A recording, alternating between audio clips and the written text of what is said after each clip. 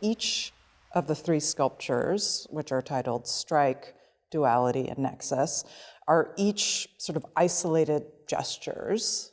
Could you talk a little bit about each of them? And maybe we could start with Strike, because what's interesting also with Strike is there is an image reference. Yeah, so when the Whitney Museum reopened, I think it was maybe 2017, there was like, I don't remember the name of the show, something about America, like how America's hard to see. America is hard to see. Yeah. Thank you.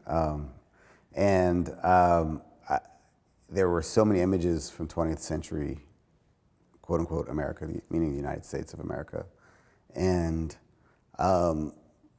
I was really kind of just drawn by the diversity of representations of America. And specifically, there was a series of prints, lithographs by an artist named Louis Lozovic. And it was an image of an African-American protester and a strike buster during the period in the 1930s where there was a lot of union resistance and union organizing and then oppression to break that. And there was one image where there was a person with a baton and someone grabbing the wrist of that person with a baton. And I've been thinking a lot about Roland Barthes' notion of the punctum, the thing that pierces you, which he almost always talks about in the context of a photograph.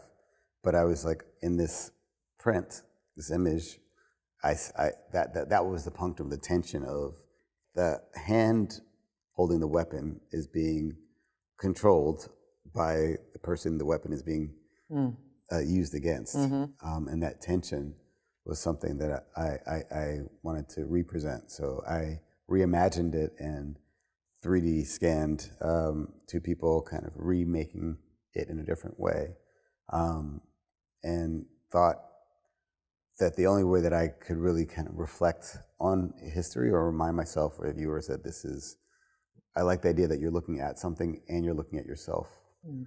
And that was I think that was my first stainless steel sculpture. And that one was life-size.